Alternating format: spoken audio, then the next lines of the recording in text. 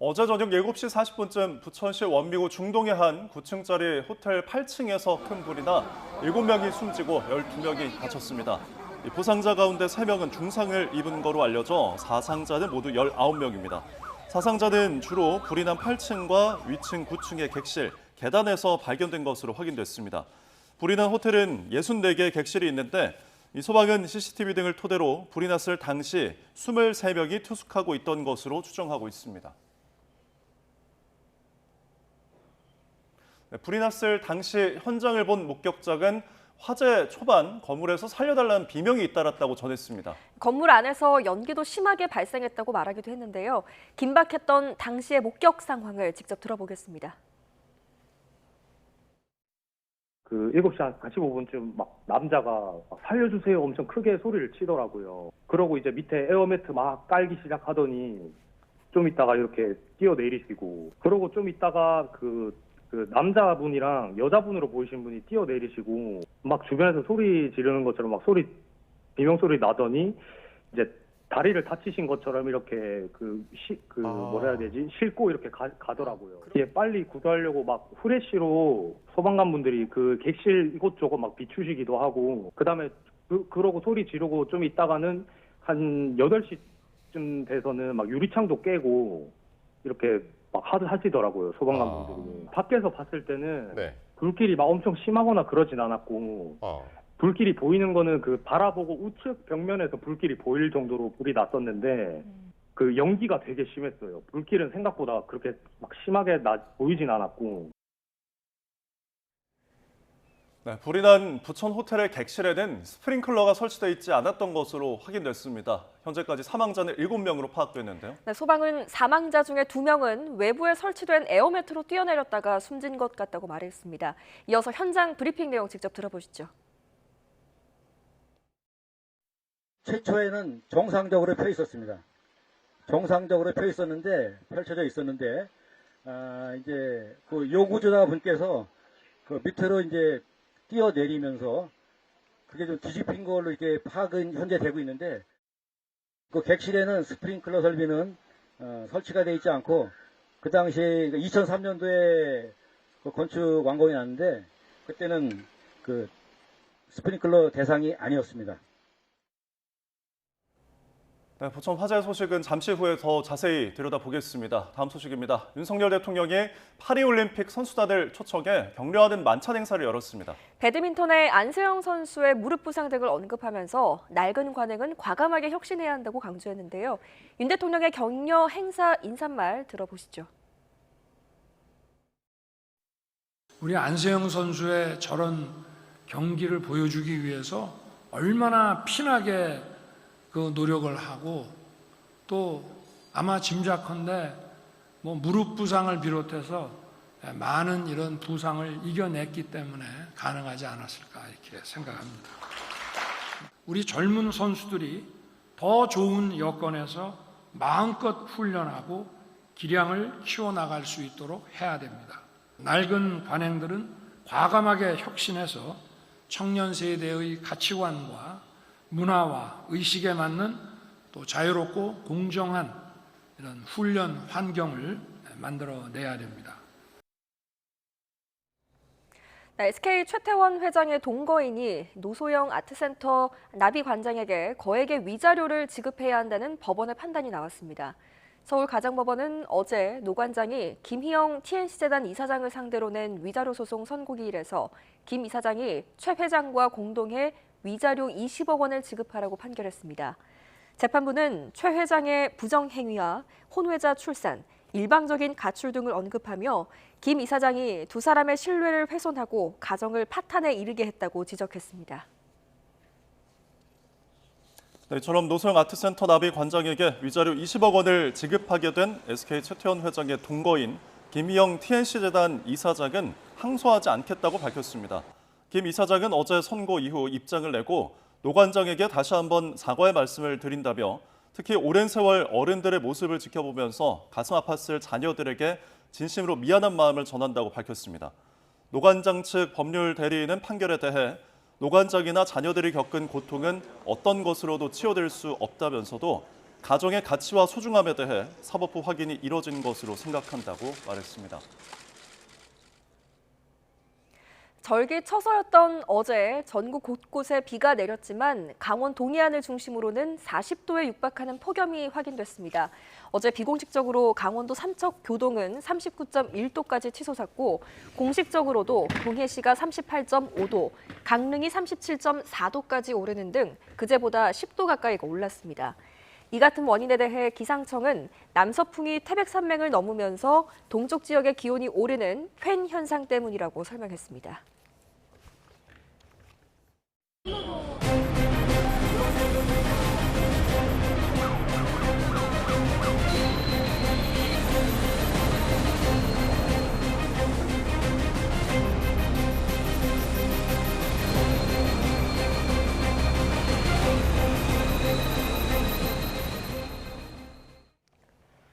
네, 어제 저녁 7시 40분쯤 경기 부천시 중동에 있는 한 호텔에서 큰 불이 나 2시간 40여 분 만에 꺼졌습니다. 7명이 숨지고 12명이 다치는 큰 인명피해가 발생했는데 호텔에는 스프링클러도 없었던 것으로 확인됐습니다. 소방당국은 오늘 합동 감식을 진행해서 화재의 원인을 조사할 계획인데요. 취재기자 연결해서 자세한 이야기 들어보겠습니다. 이현정 기자. 네, 경기 부천시 중동 화재 현장에 나와 있습니다. 네, 불이 꺼진 지 이제 6시간 넘게 지났는데 현장 어떤 모습인가요, 지금? 네, 지금은 소방차와 구급차도 모두 돌아가고 길목에는 잔해도 모두 치워진 상태인데요. 하지만 제 뒤로 보이시는 것처럼 경찰이 호텔 출입을 막고 있고 그 안으로는 시커먼 잿물과 산산조각난 유리 같은 화재 흔적이 여전합니다. 어두운 밤에는 잘 보이지 않았지만 호텔 곳곳 창문이 꺼져 있는 등 화재 당시 상황을 짐작하게 하는 모습도 보입니다. 어제 저녁 7시 40분쯤 경기 부천시 중동에 있는 9층짜리 호텔 8층에서 큰 불이 났습니다. 투숙객 7명이 사망했고 3명이 중상, 9명이 경상 상태로 사상자는 총 19명입니다. 호텔 내부에 유독가스가 가득 찬 데다 스프링클러까지 없어 인명피해가 커진 것으로 보이는데요. 소방은 64개 모든 객실에 스프링클러가 없었다며 호텔이 완공된 2003년은 설치가 의무화된 시점이 아니었다고 설명했습니다. 화재 당시 호텔에는 투숙객 23명이 머물고 있었고 사상자 대부분은 발화 지점에서 가까운 호텔 8층에서 9층, 객실과 복도, 계단에서 나왔습니다. 특히 사망자 2명은 호텔 8층에서 지상에 설치된 에어매트로 뛰어내렸다가 숨졌는데요. 목격자들은 이들이 연기 때문에 비상구로 대피하지 못하고 밖으로 뛰어내린 것 같다고 설명했습니다. 직접 들어보시겠습니다. 연기가 점점 더 심해지니까 남자분이 여자분을 이제 데리고 나와서 에어매트가 어느 정도 펴진 걸 보고 미셨어요. 100m 앞에 안 보였어요. 지금도 목이 아픈데. 불이 난 지 4분 만에 현장에 도착한 소방은 숙박업소라는 걸 고려해 18분 만에 주변 5에서 6곳의 소방서에서 인력과 장비를 동원하는 대응 2단계를 발령했습니다. 지휘차와 펌프차 등 차량 70여 대와 소방관 등 160여 명을 현장에 투입했고 2시간 40여 분 만인 밤 10시 26분에 불을 모두 껐습니다. 소방당국과 유관기관은 오늘 오전 11시에 합동감식을 벌여 정확한 화재 원인과 피해 규모를 조사할 계획입니다. 지금까지 경기 부천시 중동 화재 현장에서 YTN 이현정입니다. 네, 이번 호텔 화재로 숨진 7명과 다친 12명은 각각 6개 의료기관으로 나눠서 옮겨졌습니다. 네, 유족들은 시청 관계자들과 함께 장례 절차를 논의하고 있는 것으로 알려졌는데요. 현장에 취재기자 나가 있습니다. 배민혁 기자. 네, 경기 부천시 성모병원에 나와 있습니다. 네, 지금 그곳 분위기는 어떻습니까? 네, 부천 성모병원으로는 사망자 2명과 경상자 2명이 옮겨졌는데요. 제가 새벽 1시부터 이곳에 있었는데 밤사이 사망자 1명에 대한 빈소는 마련된 상황입니다. 사상자들이 병원으로 이송되던 당시 상황 직접 들어보시겠습니다. 사상자는 응급처치 후 실시간으로 영상 정보를 활용하여 춘천향 병원 등 6개 병원에 의료기관으로 분산 이송 완료하였습니다. 춘천향 병원, 성모병원, 인천성모병원, 인천길병원, 다니엘 병원, 이대 목동병원. 사망자 7명 가운데 남성이 4명, 여성이 3명인 것으로 파악됐는데요. 연령대별로는 남성은 20대가 1명, 30대가 2명, 50대가 1명인 것으로 드러났습니다. 또 여성은 20대가 2명, 40대가 1명인 것으로 확인됐습니다. 유족들은 시청 관계자 등의 안내에 따라 장례식장을 방문하고 장례 절차를 논의하고 있는 것으로 알려졌는데요. 이곳에 오기 전 방문했던 순천향병원 장례식장에는 소식을 들은 유가족들이 많이 모인 것으로 파악됐습니다. 또 밤사이 경찰이 장례식장을 방문해 사망자의 신원을 확인하는 작업도 이뤄진 가운데 날이 밝는 대로 본격적으로 빈소를 마련하기 위한 절차가 진행될 것으로 보입니다. 지금까지 경기 부천시 성모병원에서 YTN 배민혁입니다.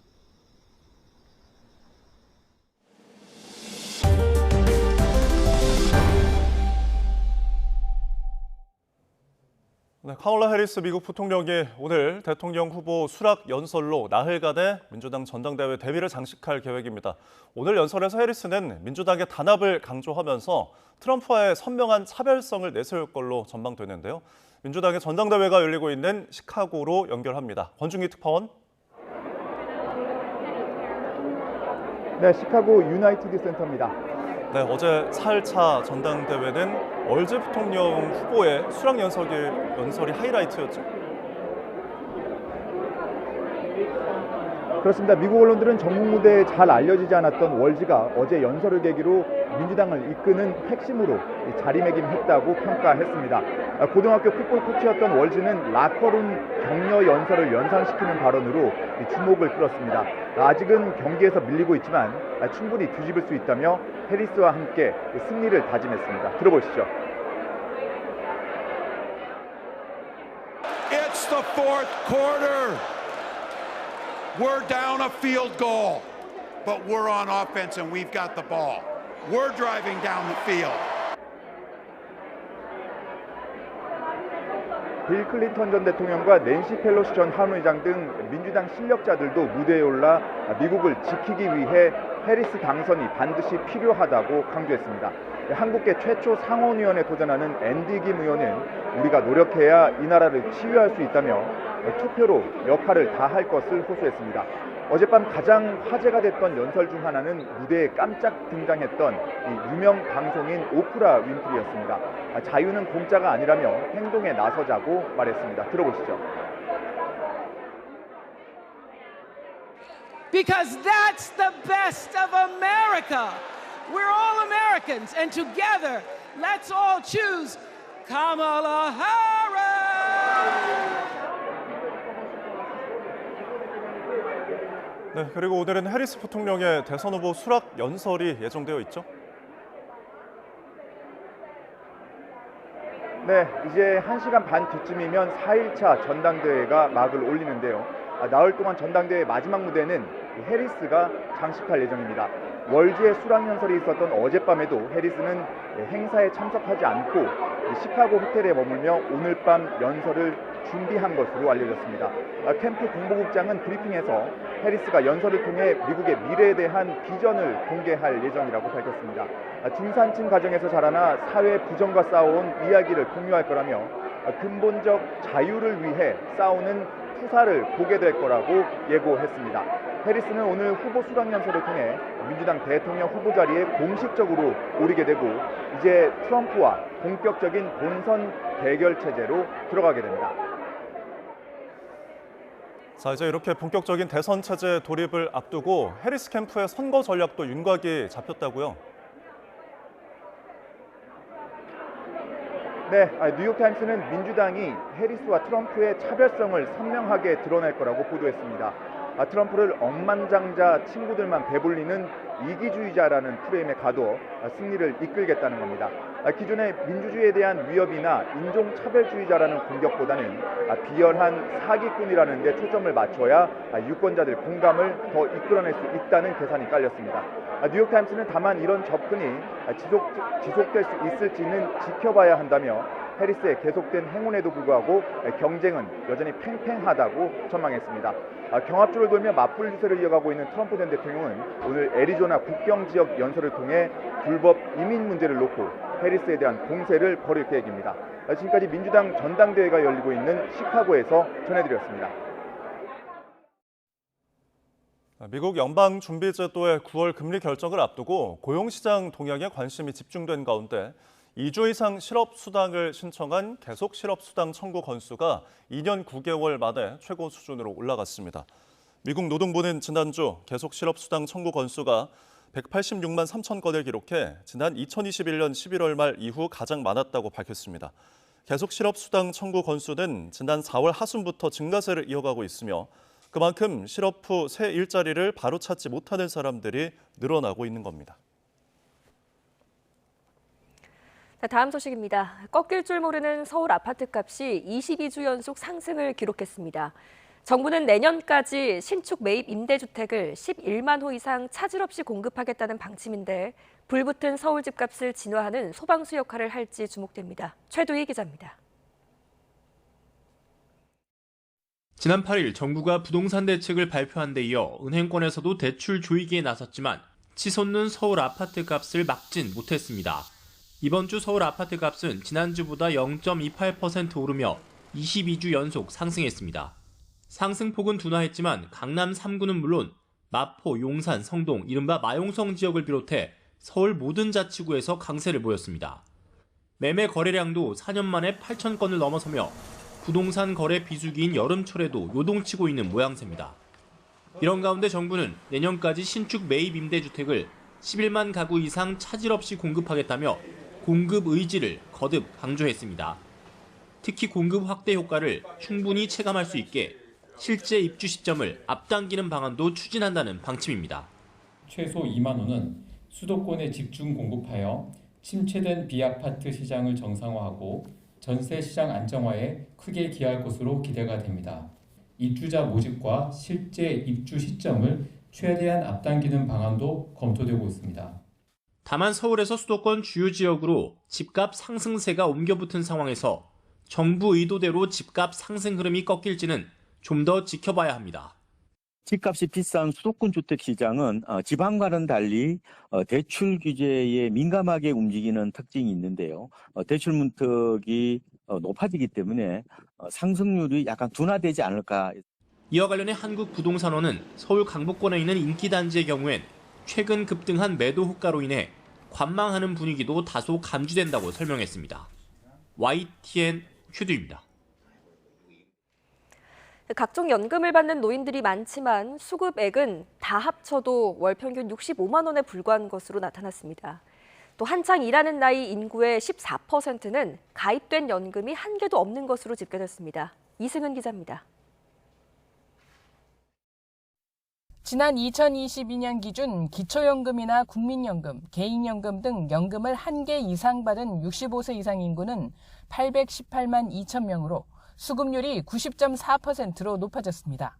하지만 수급액은 월 평균 65만 원에 불과했습니다. 2022년 연금 수급률은 전남에서 94.7%로 높았고 월 평균 수급 금액은 세종에서 77만 6천 원으로 가장 많았습니다. 수급액이 늘고는 있지만 여전히 노후를 버티기엔 턱없이 부족합니다. 65만 원은 국민연금연구원이 제시한 개인 노후 최소 생활비 124만 원의 절반도 안 됩니다. 연금 수급자 5명 중 1명이 25만 원 미만을 받았고 10명 중 6명이 50만 원 이하였습니다. 100만 원이 넘는 사람은 12%밖에 안 됐습니다. 연금을 전혀 안 받는 사람은 86만 4천 명이었습니다. 다만 자산가도 포함된 수치입니다. 연금의 소득 대체율이 낮다 보니 65세 이후에도 많은 노인이 일을 하고 있었습니다. 65세 이상 인구 가운데 28.6%인 258만 7천 명이 4대 보험 등이 적용되는 등록 취업자였습니다. 18세에서 59세까지 인구의 연금 가입률은 80.2%, 월 평균 보험료는 31만 8천 원이었습니다. 하지만 30대 82만 3천 명, 40대 113만 2천 명, 50대 126만 2천 명이 아무런 연금에 가입돼 있지 않았습니다. 30에서 50대 인구의 14%인 322만 명이 노후 대비에 구멍이 난 셈입니다. YTN 이승은입니다. 사건 한 줄 뉴스입니다. 지난 5월 새벽일을 마치고 집에서 쓰러져 숨진 40대 쿠팡 로켓 배송 기사 유족이 어제 쿠팡 CLS 대표를 중대재해처벌법 위반 혐의로 고소했습니다.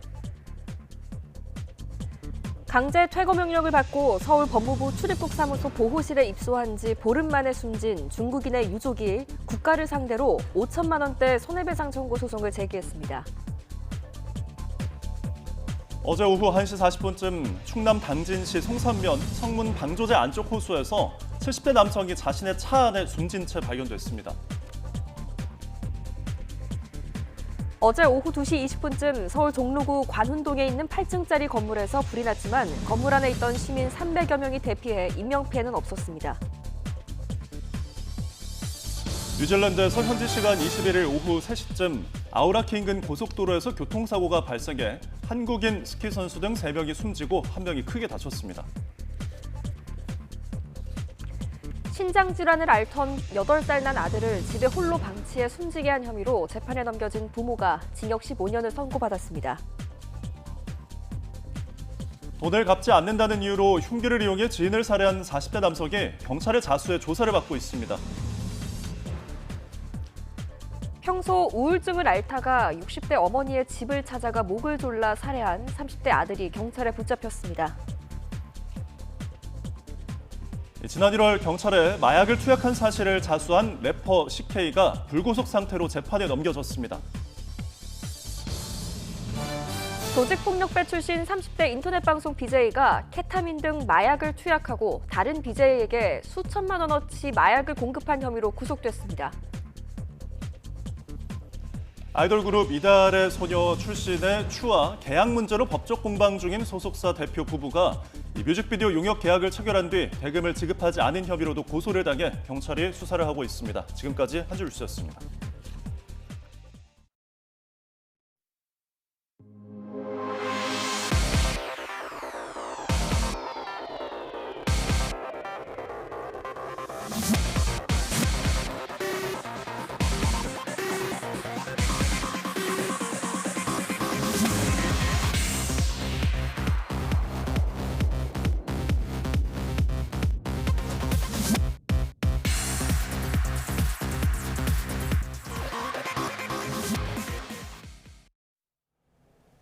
네, 시기가 8월 하순에 접어들었지만 열대야와 폭염의 기세가 좀처럼 꺾이지 않고 있습니다. 네, 오늘도 밤낮 없는 무더위가 기승을 부리는 가운데 서쪽 지방을 중심으로는 소나기가 지나겠습니다. 자세한 날씨 알아보겠습니다. 원희다 캐스터. 네, 기상센터입니다. 네, 지난 밤 사이에도 기록적인 열대야가 나타났다고요? 네, 예년보다 길게 이어지는 무더위에 지치기 쉬운 요즘입니다. 밤사이에도 서울은 열대야가 나타나며 총 열대야 일수 역대 1위 기록을 갈아치웠고요. 제주도는 열대야 연속 일수 39일로 역대 2위 기록을 경신했습니다. 그 밖의 지역에서도 25도로 또는 밤더위가 기승을 부렸습니다. 현재 강릉 29.1도, 부산 26.9도를 나타내고 있습니다. 한낮에도 폭염특보가 이어지는 가운데 서울 32도, 강릉 36도, 대구 35도까지 크게 오르겠습니다. 네, 정말 기록적인 나날의 연속인데요. 이번 주말에도 심한 더위가 계속된다고요? 네, 이번 주말과 휴일에도 밤에는 열대야가, 낮에는 33도 안팎의 폭염이 이어지겠습니다. 더위 속 내일은 전국 곳곳에 요란한 소나기가 지나겠고요. 모레 오후에는 남부와 제주도에 비가 내리겠습니다. 오늘 아침까지 중부지방에는 비가 내리는 곳이 있겠고 오전부터는 하늘이 차차 개겠습니다. 내일까지 해안가를 중심으로는 대조기가 겹치면서 너울성 파도가 높게 일겠습니다. 해안가 접근을 자제하시고 저지대 침수 피해에 유의하시기 바랍니다. 오늘 오전부터 저녁 사이 서쪽 지방을 중심으로는 대기 불안정으로 인한 소나기가 예상됩니다. 중부와 전북, 제주도에 5에서 20mm의 소나기가 지날 전망입니다. 날씨였습니다.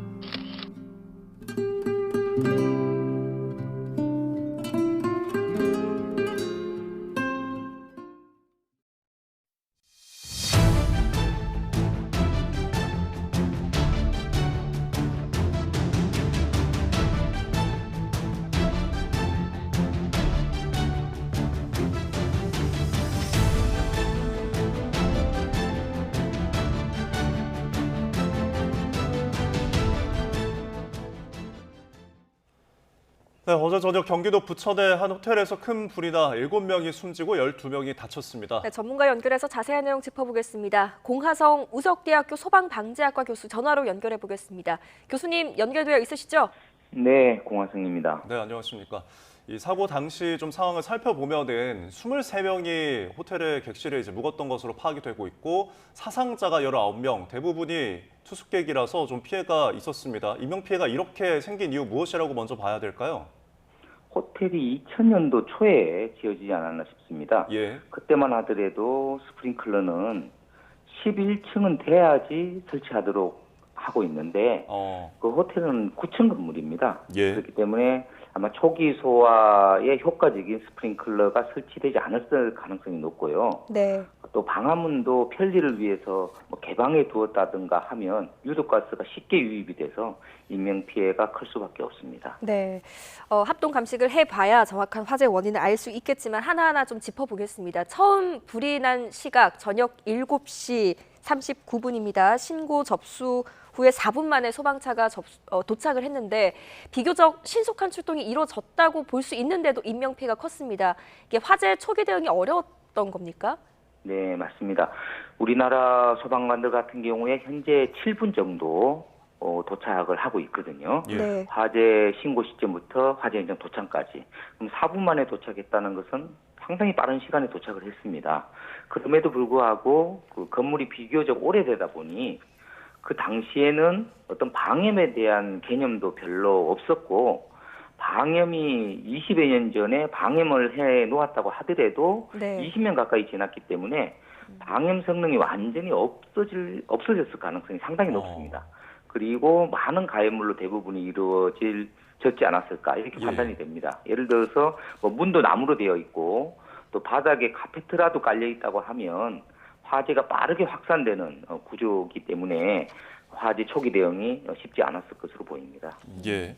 자, 저희가 이번 화재와 관련해서 에어매트가 굉장히 주목을 받고 있는데요. 이 부분과 한번 이야기 나눠보겠습니다. 사망자 중에 이제 남녀 1명씩 2명이 에어매트로 뛰어내렸는데 안타깝게도 이제 사망을 했습니다. 어떤 상황이었다고 봐야 할까요? 아마도 머리부터 떨어졌다든지 당황한 나머지 입을 벌리고 뛰어내렸다든지 또 잘 뛰어내렸는데 에어매트를 벗어나서 뛰어내렸다든지 이런 원인들을 들 수가 있겠습니다. 네, 저희가 제보 영상을 보니까 에어매트가 처음에는 제대로 설치가 되어 있는데 구조자가 요 구조자가 뛰어내리면서 이게 뒤집히는 영상을 저희가 확인을 할 수가 있었거든요. 네, 에어매트가 뒤집혀지면 거기에 뛰어내렸다고 하더라도 안전성을 보장받을 수 없습니다. 에어매트는 정상적으로 설치되고 그 위치에 뛰어내렸을 때 네. 세적의 충격 흡수 능력을 발휘해서 안전성을 보장받을 수 있는 거거든요. 예. 그 이제 소방 관계자 브리핑에서도 처음에는 제대로 설치가 됐다가 피해자가 뛰어내리는 과정에서 뭐 뒤집혔다고 합니다. 조사 결과를 이제 더 정확하게 지켜봐야 될 것 같지만 이 대피 과정에서 이렇게 에어매트가 뒤집히는 현상이 좀 발생할 수가 있나요? 일반적으로는 뛰어내리는 충격으로는 잘 뒤집히지 않는 것이 에어매트인데요. 네. 그 에어매트를 어떤 상황에 따라서 평평한 곳에 설치를 하지 않고 뭐 경사가 지은 곳에 설치가 되어 있다든지 에어매트 가장자리로 지속적으로 뛰어내린다든지 하면 에어매트가 뒤집힐 수도 있습니다. 네, 에어매트로 뛰어내릴 때 좀 이게 지켜야 할 안전수칙이라는 게 있을까요? 네, 맞습니다. 입을 꼭 다무는 것이 중요하고요. 예. 그리고 손은 가슴 쪽으로 모으고 뛰어내리는 것이 바람직하고요. 네. 또한 엉덩이부터 뛰어내리는 것이 보다 안전하겠습니다. 아, 그러면은 정면으로 떨어지기보다는 약간 뒤로 돌아서 뒤로 떨어지는 식이 안전할까요? 보통은 이제 뒤로 뛰어내린다고 하면 에어매트 위치를 정확히 파악을 못할 수가 있기 때문에 네. 앞으로 뛰어내리되 다리를 최대한 들면 엉덩이부터 떨어질 수가 있습니다. 아, 예. 자세를 조금 기억해 놔야 될 것 같습니다. 자, 그리고 에어매트도 이제 구조를 위해서 깔았지만 현장 당시에 사다리 차가 있었던 것으로 또 전해지거든요. 이 사다리 차를 펼치지 못한 이유가 있을까요? 설치 공간이 제대로 나오지 않아서 설치를 못했을 수도 있습니다. 네. 사다리 차를 설치를 하려면 사다리 차 아웃리그라고 해서 아웃리그를 펼쳐야 되는데, 이 아웃리그는 그 사다리 차의 안전성을 높이기 위해서 차체 양쪽에 이렇게 확장을 시키는 거거든요. 네. 그것을 확장을 시키려면 최소 한 6m 정도는 공간이 있어야 됩니다. 그런 공간이 나오지 않으면 설치하기가 쉽지 않고, 또한 경사가 많이 져 있다고 하면 또한 사다리 차를 설치하기도 쉽지 않습니다. 네. 지금 또 이 사상자들 대부분이 발화 지점에서 가까운 호텔 8층, 9층에서 주로 발견이 됐는데 이게 지금 그만큼 대피할 시간이 없었다라고 봐도 되는 걸까요? 8층에서 화재가 났지 않았습니까? 네. 그러면 화재는 이제 그 위로 유독가스 화재는 위로 확산이 되기 때문에 8층과 9층이 상당히 이제 위험한 상태가 됩니다. 그러면 이제 그 상태에서는 주로 8층과 9층에 있는 사람들은 옥상으로 대피를 해야 되는데, 네. 그 호텔에 옥상이 없었을 수도 있고, 옥상이 있었는데 옥상 문을 잠궈 놔서 옥상으로 대피하려고 했는데 대피를 못하는 그런 상황이 있을 수도 있습니다. 그러니까 호텔의 투숙객이기 때문에 그만큼 건물 구조에 대해서 미리 인지하지 못하고 있던 부분들이 또 화재 피해 원인을 키웠을 수 있겠네요. 네, 쉽지 않습니다. 어느 쪽으로 나가야지 계단으로 나가는지조차도 아마 몰랐을 수도 있습니다. 예. 그렇기 때문에 인명피해는 더 크지 않았는가 이렇게 판단이 됩니다. 네. 그리고 이 호텔이 이제 9층짜리이고 당시에 23명 정도 묵었는데 19명 정도가 사상자가 발생을 했습니다. 그렇다면 다른 이제 8층 이하, 7층부터 저층 부분은 조금 객실에 비어 있는 것으로 좀 파악을 할 수 있을 것 같고, 고층부에 몰려 있었던 점인데 이런 부분도 좀 인명 피해를 키웠다고 볼 수 있을까요? 네, 그렇습니다. 일단 화재가 발생하면 계단을 통해서 1층으로 대피하는 것이 기본적인 원칙인데, 예. 고층에 사람들이 많이 투숙해 있지 않았습니까? 예. 그렇기 때문에 1층으로 내려오는데 시간이 많이 걸린다는 것이죠. 네, 그렇기 때문에 인명피해를 더 키우지 않았는가. 네, 이 객실 투숙 중인 밀집도도 좀 영향이 미친 것 같고, 그리고 보통 이제 사망자들이 발견된 곳이 곳곳이긴 하더라고요. 뭐 객실도 있고 계단, 복도 여러 군데에서 발견이 됐는데 결국에는 익숙하지 않은 호텔에서 비상구 대피 장소를 찾지 못한 어려움이 굉장히 컸을까요? 네, 그랬을 수 있습니다. 유독가스가 건물 내로 가득 차면 가시거리가 상당히 짧아집니다. 예. 아마 1m 앞도 거의 안 보이는 그런 상황이 됐을 겁니다. 네. 그 상황에서 그 계단이 어디 있는지 이런 것들을 찾기가 아마 쉽지 않을 가능성이 높고요. 또한 이런 유독가스가 한 모금만 마셔도 몸이 경직이 되고 예. 움직일 수 없는 상황이 발생이 됩니다. 그렇기 때문에 대피를 훨씬 더 힘들게 하지 않았을까 이렇게 판단이 됩니다. 네, 말씀하신 것처럼 지금 유독가스도 피해를 키운 원인으로 지목이 되고 있는데 이 유독가스가 유독 빠르게 퍼지는 건물 구조가 따로 있을까요? 기본적으로 그 호텔 이런 곳에는 그 계단 입구에 방화문이 대부분이 설치가 되어 있을 것입니다. 네. 근데 방화문을 열어놓았다고 하면 그 객실 내에서 화재가 났을 때 쉽게 복도를 통해서 계단으로 유입이 되는 것이죠. 네. 그렇게 하면 뭐 전층으로 그 유독가스가 아주 쉽게 확산이 될 수가 있는 그런 구조가 될 수 있습니다. 예. 그리고 아무래도 호텔이라는 특수성 때문에 불에 이제 잘 붙는 뭐 침구류 같은 것들이 타면서 불이 번졌을 것으로 또 추정이 되지만 이런 것들이 또 유독가스를 많이 일으켰던 원인으로 볼 수 있겠습니까? 네, 그렇습니다. 뭐 매트리스라든지 이불, 카페트 이런 것들이 불에 타면 일산화탄소라든가 시아나수소, 예. 뭐 이산화탄소 이런 아주 유독한 가스가 발생이 되는데요. 이런 가스들은 그 산소 공급을 차단해서 질식할 위험이 상당히 높고요. 네. 호흡 곤란이나 의식 상실 이런 것들을 초래할 수가 있습니다. 네. 또 초반부에 말씀하셨던 것처럼 지금 호텔 외관만 봐도 아주 오래된 건물로 추정을 할 수가 있습니다. 내장재나 외장재 그리고 가연물도 많았을 걸로 추정이 되는데 이것도 지금 피해가 커진 이유가 될 수 있겠죠? 네, 충분히 가능성이 있습니다. 대부분이 화재가 발생했을 때 사망하는 원인은 유독가스에 의한 질식사거든요. 네. 이렇게 오래된 건물 같은 경우는 유독가스가 유독 많이 발생될 가능성이 상당히 높습니다. 네. 그리고 저희가 첫 질문을 드리면서 교수님께서 그 스프링클러가 설치되지 않았던 점에 대해서 굉장히 그 주목을 해주셨는데 이 부분이 현재 초기 진화 대응에 있어서 굉장히 아쉬운 부분이죠. 네, 맞습니다. 일단 화재가 발생하면 화재 경보기가 울리고 예. 그 다음에 스프링클러가 바로 작동이 돼서 소화를 하는 것이 일반적인데 이제 화재 경보기를 아마 울린 것 같습니다.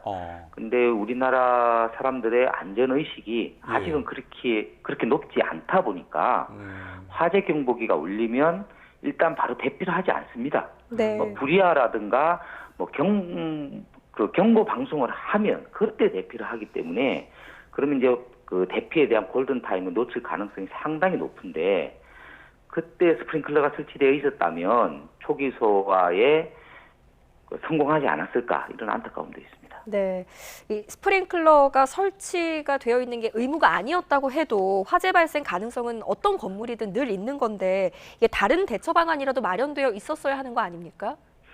소화기 정도는 설치되지 않았을까 싶은데 네. 아주 긴급한 상황에서 소화기로 진화를 하기는 또 쉽지 않을 가능성이 높습니다. 예. 자, 그리고 이게 법상 스프링클러가 아까 언급하신 것처럼 2003년에는 11층 이상이어야 이제 설치가 의무였는데 2017년부터 6층 이상의 신축 건물마다 이제 스프링클러가 설치가 의무가 되었는데 이런 뭐랄까 할까요? 숙박업소 같은 경우에는 좀 소급 적용이 안 되는 부분일까요? 네, 맞습니다. 현재는 이제 병원이라든가 그 어린 아이들이 거주하는 시설 아니면 나이 드신 분들이 거주하는 이런 시설에는 소급 적용하고 있는데요, 일부를. 네. 아직까지 숙박업소에는 소급 적용하지 않다 보니까 상당히 안타까운 부분이 있습니다. 네. 그리고 이게 지금 화재가 초저녁에 발생했다 보니까 또 화재 발생 전에 한 투숙객이 타는 냄새가 난다. 그래서 방을 좀 바꿔달라 이런 요구가 있었다는 제보가 또 있었거든요. 이게 만약에 호텔 측에서 탄 냄새가 난다라는 어떤 요구에 즉각적으로 반응을 했더라면 화재 피해 규모 좀 줄일 수 있지 않았을까?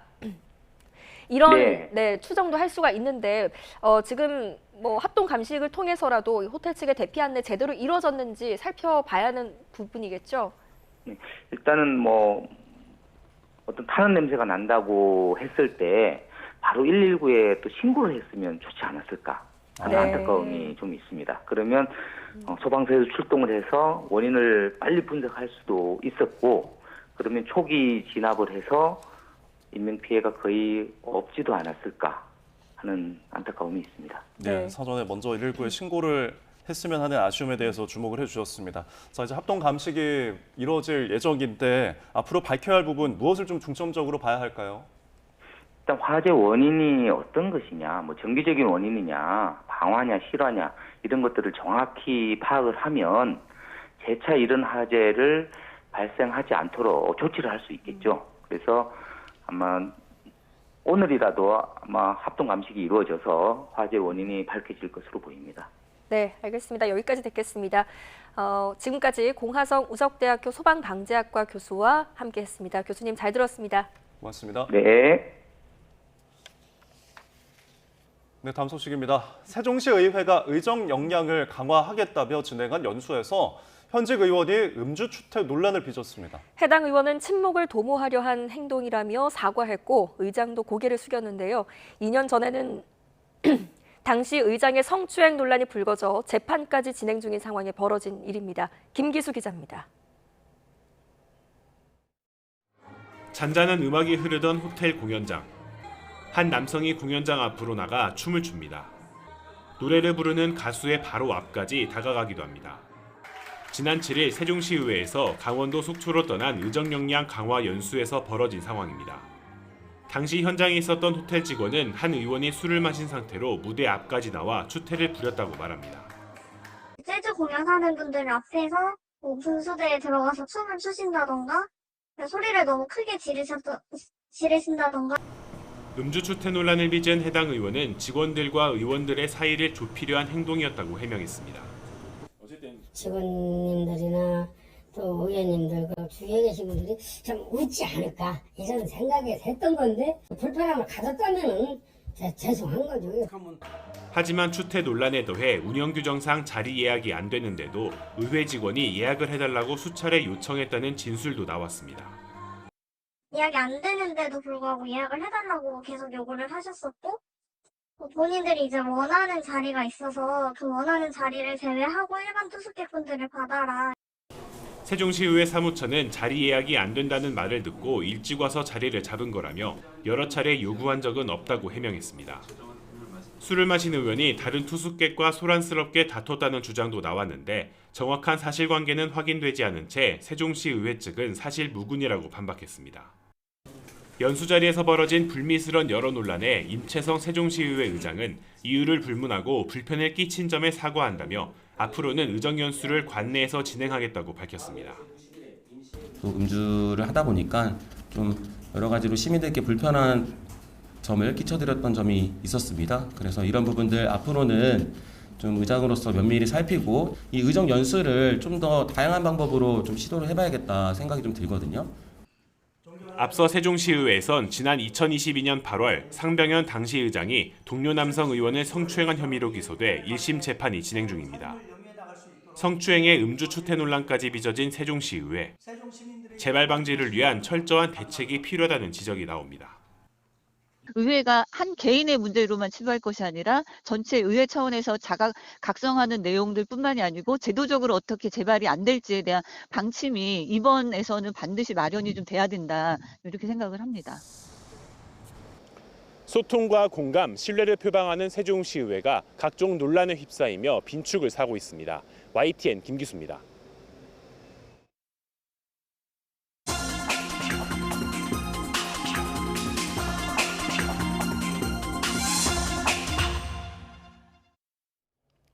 오늘의 글로벌 픽입니다.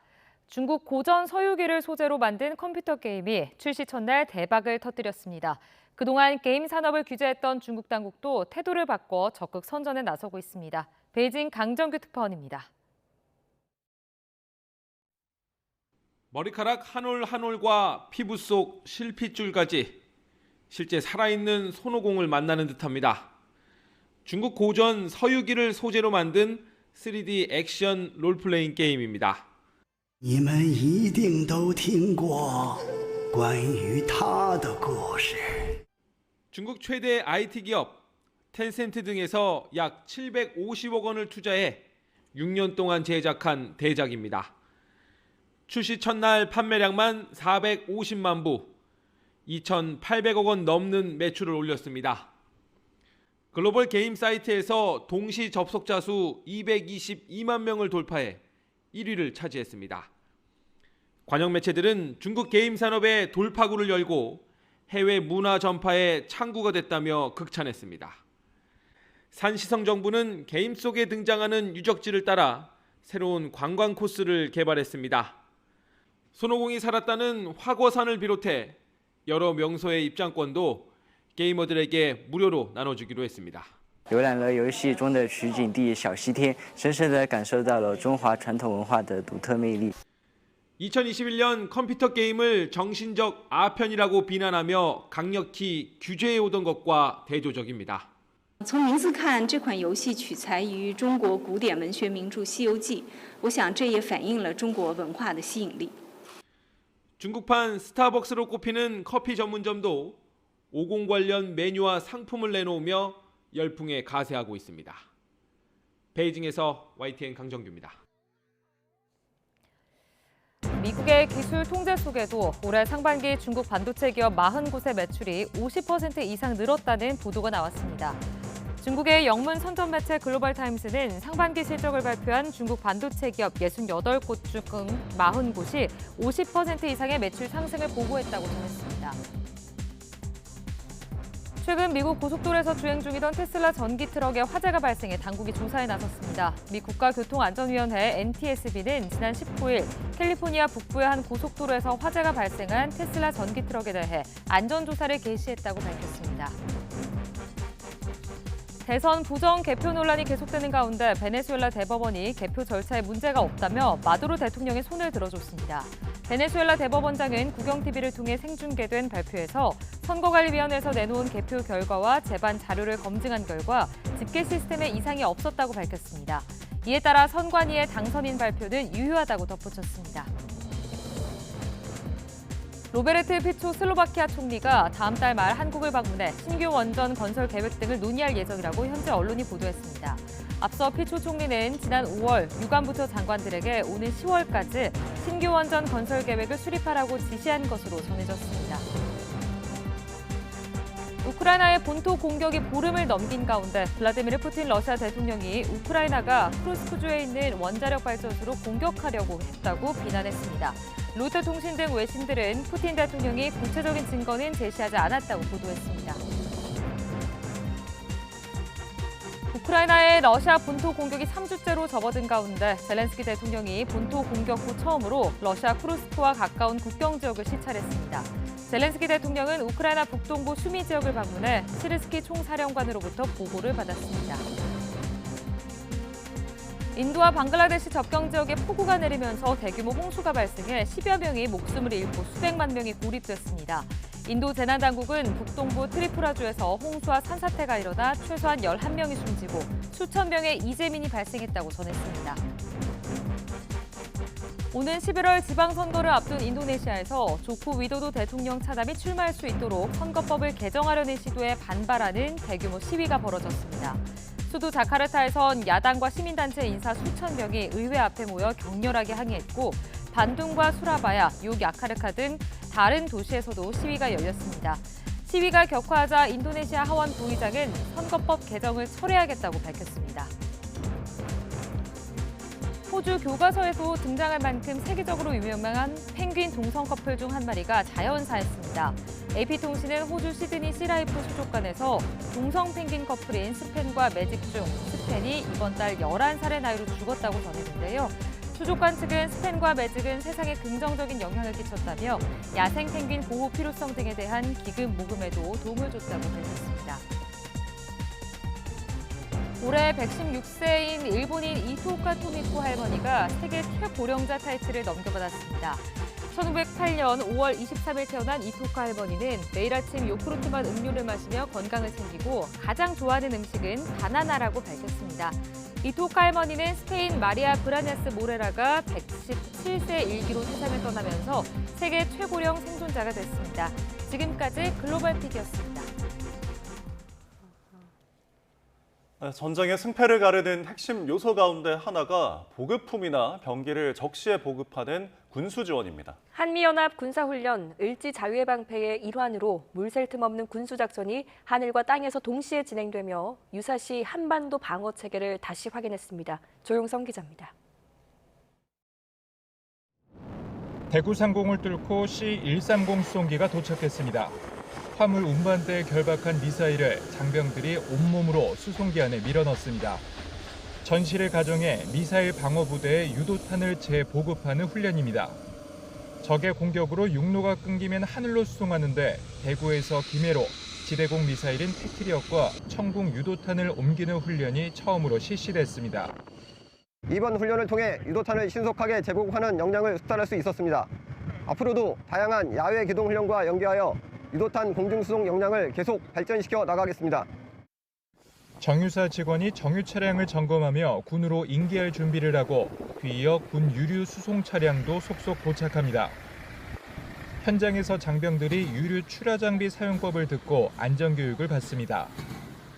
전시에는 군이 정유사로부터 넘겨받아 유조차나 유조선, 유조열차로 전투부대에 공급하는데 유류는 전투의 지속성을 유지하는 데 핵심적인 요소입니다. 이번 훈련에는 처음으로 육해공 해병대의 유류 인수반을 통합해 진행하며 비상 상황에 대비했습니다. 우크라이나 전쟁이 2년이 넘었지 않습니까? 전쟁은 이토록 장기간 진행되는 경우가 많습니다. 따라서 적과 싸우고 있는 장병들에게 적시적으로 물자와 장비를 보급하는 것이 매우 중요한데요. 전투기가 인구가 밀집한 곳에 낮게 날며 적 비행기가 공습했을 때를 가정한 민방위 훈련도 경기와 경북, 전남에서 동시에 진행됐습니다. 정부는 이와 함께 전시 허위 정보에 대한 적시 대응이 중요해졌다며 최초로 의지 자유예방패 훈련 기간에 유관기관 회의를 통해 협조 체계를 발전시켰다고 밝혔습니다. YTN 조용성입니다. 서울과 수도권 등 대도시를 중심으로 지하교통 인프라 사업이 늘고 있지만 도심지 지하 발파를 할 때 진동과 소음이 워낙 커서 각종 민원은 물론이고 사고 우려도 있습니다. 네, 국내 연구진이 지하 발파 전 진동과 소음을 체험하고 사전에 대응할 수 있는 시뮬레이터를 개발해 이러한 문제 해결에 나섰습니다. 박나연 기자입니다. 머리에 VR 장비를 착용하자 모니터에 체험 시작을 알리는 화면이 뜹니다. 한국건설기술연구원이 국내 최초로 만든 건설 현장 진동소음 체험용 시뮬레이터, 발파 영향 범위와 발파 깊이, 안반 종류 등 다양한 정보가 순서대로 보기 쉽게 나타납니다. 소음 진동 값들이 다양하게 변할 수 있기 때문에 그 값들을 조정해가면서 민원인이나 또는 사용자들에게 소음 진동에 대한 이해를 높일 수 있는 기술로 생각하시면 되겠습니다. 공사 설계자는 장치를 이용해 실제 지하에서 진행되는 공사의 발파 위치를 미리 알고 소음도 예측할 수 있습니다. 보시는 것처럼 진동을 고스란히 전달하는 이 체험판은 흙이나 콘크리트 등 다양한 매질로 변경이 가능해 현장감을 더합니다. 지하에서 진행되는 공사들은 눈으로 보이지 않고 실제 공사 전까지는 체감이 어려워 그동안 관련 민원 건수가 높았습니다. 이번에 개발한 시뮬레이터를 이용하면 발파 소음과 진동을 시민들에게 쉽게 설명해 불안을 해소하는 데 도움을 줄 수 있습니다. 특히 GTX나 지하고속도로 같은 대단면의 그런 시설들이 지하에 앞으로 만들어질 때도 국민들이 안심하고 다닐 수 있고. 현재 호남고속철도 2단계 사업 현장에서 시뮬레이터가 설치돼 운영 중입니다. 연구진은 앞으로 지하철이나 GTX와 같은 지하교통 인프라 개발 사업 등에도 활용도를 넓혀갈 계획입니다. YTN 사이언스 박나연입니다. 네, 왕자의 머리와 어깨 위에서 아찔한 고개를 펼치는 공주 상상이 가시나요? 세계적으로 유명한 중국 예술단의 서커스 발레 백조의 호수가 국내에서는 처음으로 무대에 오릅니다. 박소정 기자입니다. 왕자의 어깨 위에서 춤을 추는 백조공주. 발레와 고개를 넘나드는 화려한 무대에 보기만 해도 아찔합니다. 국내에서 처음으로 무대에 오른 서커스 발레 백조의 호수입니다.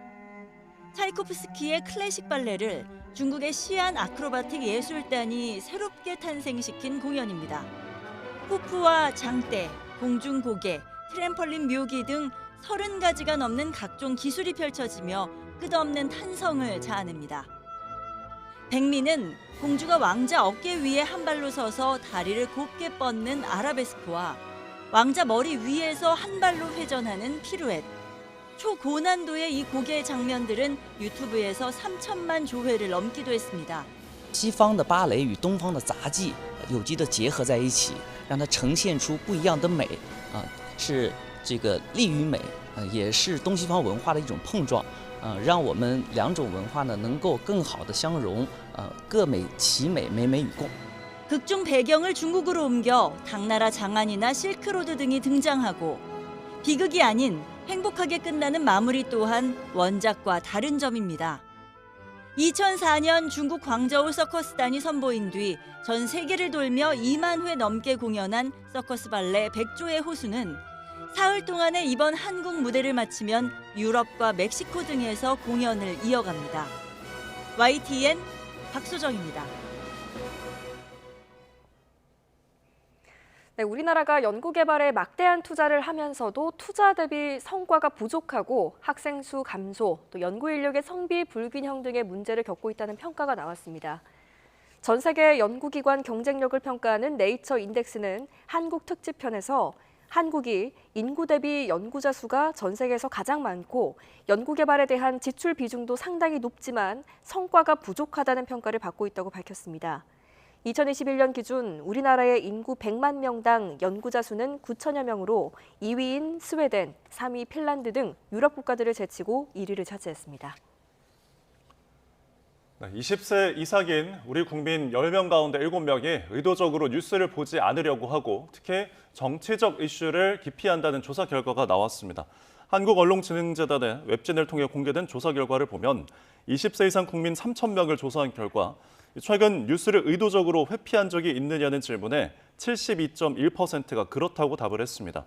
연령대별로는 50대 응답자의 뉴스 회피 비율이 78.3%로 가장 높았고 20대는 47.3%로 가장 낮았습니다. 네, 뉴스타트 3부 잠시 후에 이어집니다.